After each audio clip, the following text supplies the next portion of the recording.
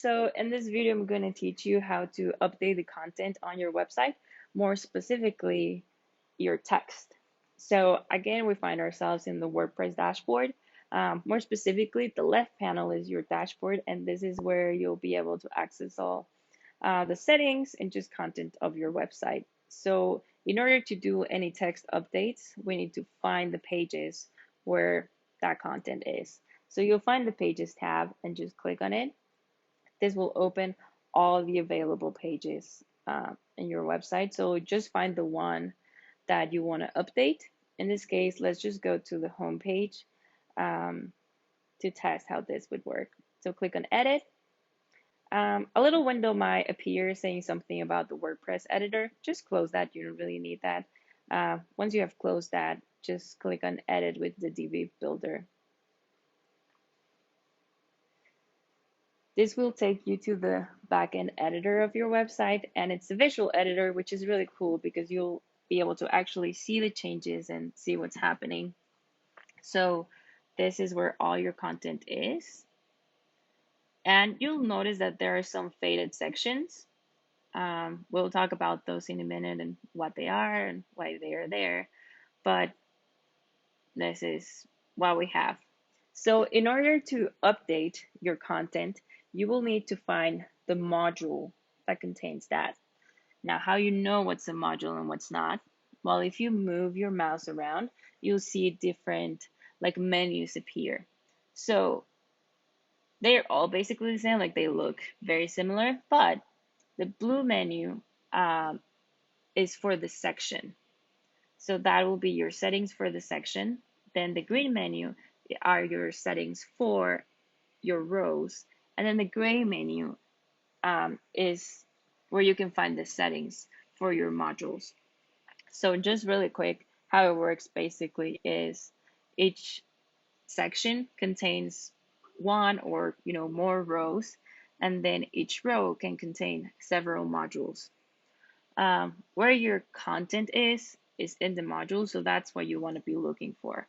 So it's just really simple. Like if you just move your mouse around the actual thing that you want to edit, you'll see the menu pop up. So for example, this is the text that we want to edit. If I just move my mouse around, I'll see the menu appear, and then I can just click in the module settings. So click there, and you'll see this window show up. If you need to adjust the size of the window, if it's too small or too big, you can just do so by dragging it from here. And you can see this is where we have our content. Now, if you want to update the content, or like if you want to do something new, if you want to just delete the whole thing, you have a new paragraph, I would never advise that you just like delete the whole thing, because if you do so, chances are you will lose a lot of the formatting. So for example, I'm just going to delete this whole thing, and if I just start typing, like maybe I just wanted to keep the title, or maybe I wanted to keep some of that, and now it's gone. So if you do so and you are regretting what you did, just click on Command C or Control C, or you can also just click here in the purple arrow and go back. So how you update is you can either just, delete a little section and just type in whatever it's new. Or if you do want to delete something, like maybe you don't like this paragraph anymore, I would recommend that then you do this by section. So like edit it by section. So for example, if you don't like the title anymore, just select that. You don't even have to delete it, just select it and then type in something new. So, and that will make sure that your formatting is there. The same thing goes for this, like you can just select it and then type something, and it will keep your format. So once you're done, all you really have to do is just click the green arrow, and then your changes will be saved. This is basically how every module in Divi works. Just find it, click on the settings, open the content, and then, for example, this is a button module, but you can just type in something different and it will change. So again, this is just to update what's already there. It's not to add something new. It's just to update what you already have. Um, so yeah. Now let's talk about the faded sections. So the faded sections, if you can see here, for example, like this is faded, but it's basically a duplicate of what I have here. This is because so that your website will look good on mobile devices and iPads and iPhones and desktops. Like some of the settings have to be a little different. Like maybe the text needs to be smaller, or maybe, some of the settings need to be different. So in some of them, not all of them, but in some of them, um, they require some special formatting for each device that they are in. So how this works is, for example, I am in a desktop view. This is how my website would generally look in a desktop. And this is the modules, like this is a section that's active when I'm looking at my website from a desktop. Now, if I were to change the view, which you can do so by clicking in this purple menu, and then just like I want to see how it will look in a tablet. So you can go to tablet view and you see it changes.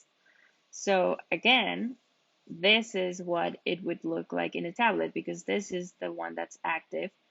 This is inactive. Now let's click on my phone view. So now you can see the top section is inactive, but the bottom section is active. Um, this actually looks a little off center, but it's not. We'll talk more about that. But in general, just so you can find the content, that's what it means. So basically, all this means is that if you do find a section like that, if you do find a section that has that you can see two of them and one is inactive, that means that if you want to update your content there, you'll have to do it in like both sections. So for example, if I want to change the name of this and just call it art, let's go with that, art, and then I save my changes, that means that I will also have to update it in the inactive section. So that's what that is. If you have already saved some of your changes and you regret that, so for example, I already saved here and it says art and I don't want it to say art, you can click this icon. Again, if you don't see this menu, just click on the three dots, click on the clock icon, and then you can just go back. So until you find where you were. So I'm not there. Here, yeah. So there we go. It's back to where it was. So, yep, this is the basic concept of how to update your text. Now, because I know that there are some sections that you'll be constantly updating, in general, these are not sections that you'll be constantly updating. But for example, when we talk about your next art shows, this is something that you will be constantly updating. And as you can see, there's two different modules for that, like the inactive one and the active one. But in this one, if I move my mouse on top of it, you can see it's green, but like a bright green. So not the same green that the rows have, it's a bright green. If you find a module that is a bright green, that means it is a global module. So a global module, it's it's kind of like this is the same module as this one, like they are connected. So what that means is that anything I change in this module will also change in this other module. So this is really helpful specifically for sections that you'll be constantly updating, so you don't have to update them everywhere. You'll basically just have to update it once, and then that will just go into like all of them. So for example, let's just go into the settings.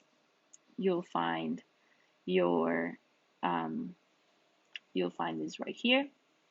And then let's just say we want to add another one. So add a new event and let's just create a date. March 6, 2020. Okay. If you wanna, like for example, now if you can see all of these are bold, mine is not. So I can just select that, and right here I can do that. Like I can just select it and it will be bold. And you can do the same like if for italics or if you need bullet points or something like that. You can just really quick edit that in here. So I have added this new event. I can save it. I can save the changes. So this is like a global save button for my whole page. So not just the module, but like once I'm kind of done, you can click on that. And now if we scroll down, you'll see in this inactive section, my event has been added. So Sproutley's will works on my iPad view, and you can see it's right there. Also, for example, if I go into other pages where that module is present and it's present in the Our Chosen Services,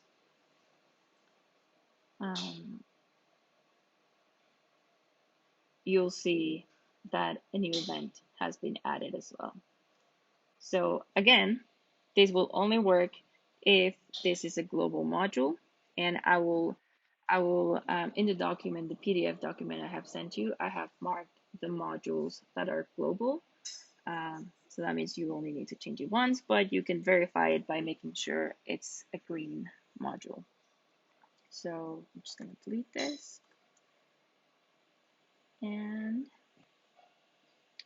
save it.